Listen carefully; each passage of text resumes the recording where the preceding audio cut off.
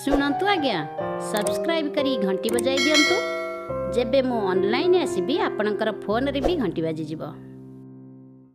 Hello friends, मो mummy हांडीशाला रे आपण मानकु अनेक अनेक स्वागत। आज आम तैयारी करिबा पालंग साग और मुग डाली को मिसाई गोटे डाली तैयारी करिबा। खूब कम समय मध्य यही डाली तैयारी हो जीवो।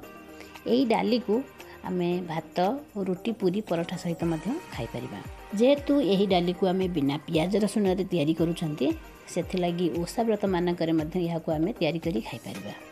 चलंतु देखि नेबा। प्रथमे आमे किछि पालंग साग नै छंती।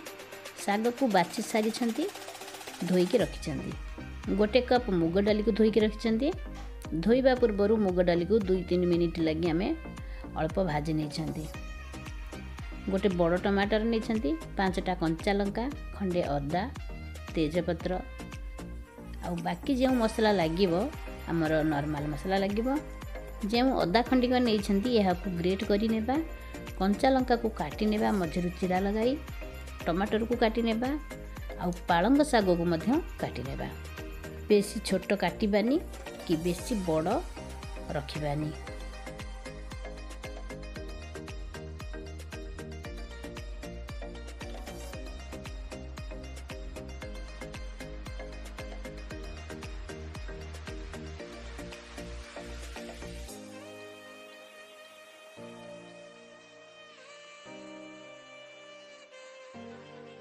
काटिबा समय रे जदि बड़ बड़ साग रही जाइथिबो यही परि भाबरे छोट करि नेबे।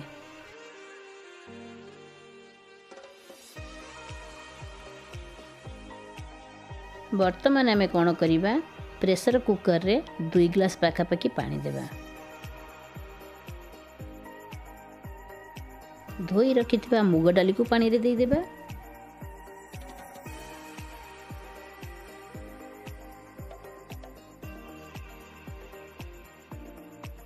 काटी रखिथिबा पालंग साग को दे देले।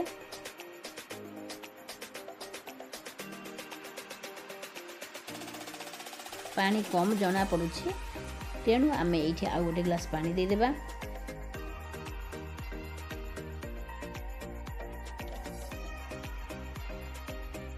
पानी दे सारिबा परे एथिरे आमे गोटे चम्मच हळदी पाउडर दे देबा। 3टा तेजपत्र, 2 चम्मच लूण दे देले। वर्तमान प्रेशर कुकर को बंद करी देबा। गैस ऑन करी प्रेशर कुकर को गैस रे रखिबा। गैस रे फ्लेम हाई रे रखिबा। प्रथमे गोटे आधा सीटी आसीबो, आउ गोटे पूरा सीटी आसिले गैस को बंद करी देबा। प्रथमे गोटे आधा सीटी आसी सारी थिला, वर्तमान गोटे सीटी आसिला, 1.5टा सीटी आसी जाइछि। वर्तमान हम गैस को बंद करी देबा आउ प्रेशरटा कमिबा पर्यंत आम अपेक्षा करिबा।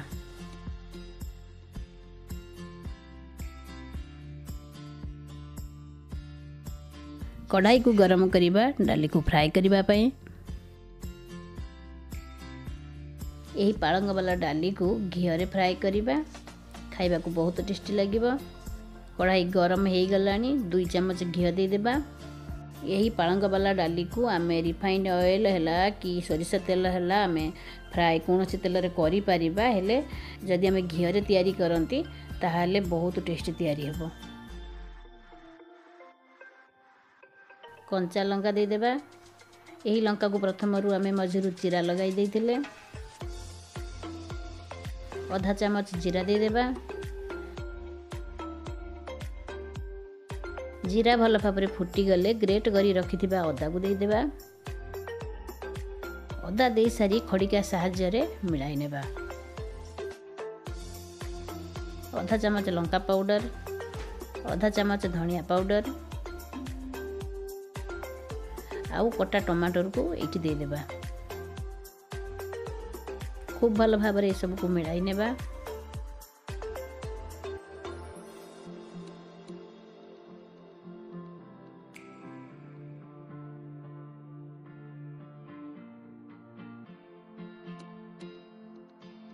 टमाटर को सॉफ्ट हेबा लगी 2 मिनट पई कवर करी देबा।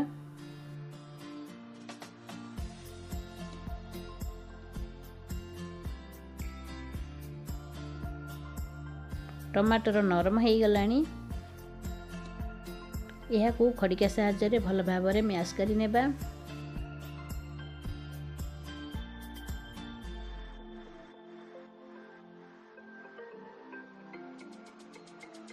जेहेतु यही पालंग डाली रे आमे प्याज रसुण व्यवहार करना तेणु करी यही डाली को आमे फास्ट रखिथिबा दिन रे मध्य तैयारी करी खाई परिबा।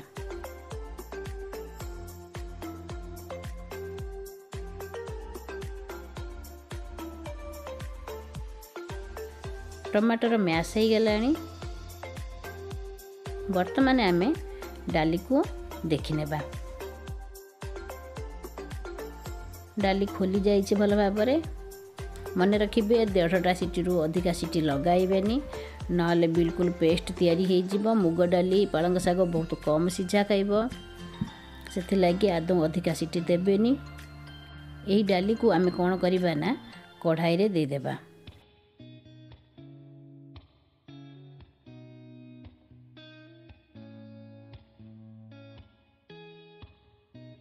भल कि डाली को आमे फुटिबा को देबा।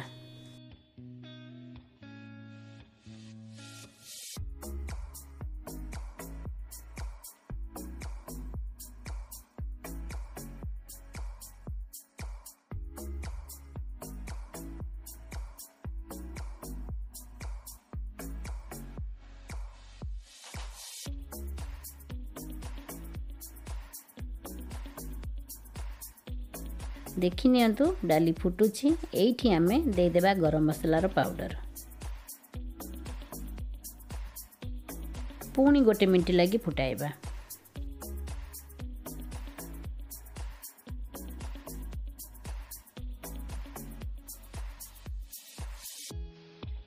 बहुत बढ़िया वासना आसुछि। देखिबा को भी बहुत भल लागुछि।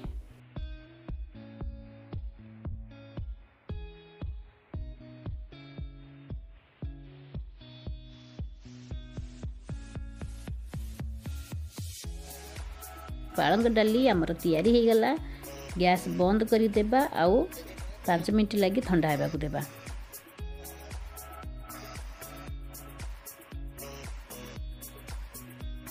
यही पालंग डाली को आमे आज मटर भात सहित सर्व करिबा।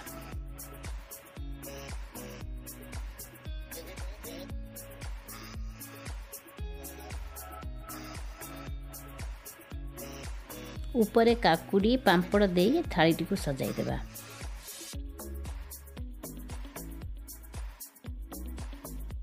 आशा करुछि जो माने प्याज रसुण खाती नहीं सेमानक लगी यही मटर वाला भात आउ पालंग वाला डाली निश्चय हेल्पफुल हेबो। मटर वाला भातर वीडियोटी देखा चाहूले डिस्क्रिप्शन रे मटर भातर लिंक दे देबी चेक करि नेबे। वीडियोटी पसंद आसी लाइक करने को भूलिबेनी। चैनल को जदि ए जाए सब्सक्राइब करि नाहंती चैनल को सब्सक्राइब करि नियंतु आउ पाखरे थिबा बेल आइकन को प्रेस करि दियंतु। या द्वारा हम समस्त वीडियोर नोटिफिकेशन आपण माने तुरंत पाई परिबे। पुणी मिलबा आउ एक रेसिपी सहित सेतेबेले जाय बाय।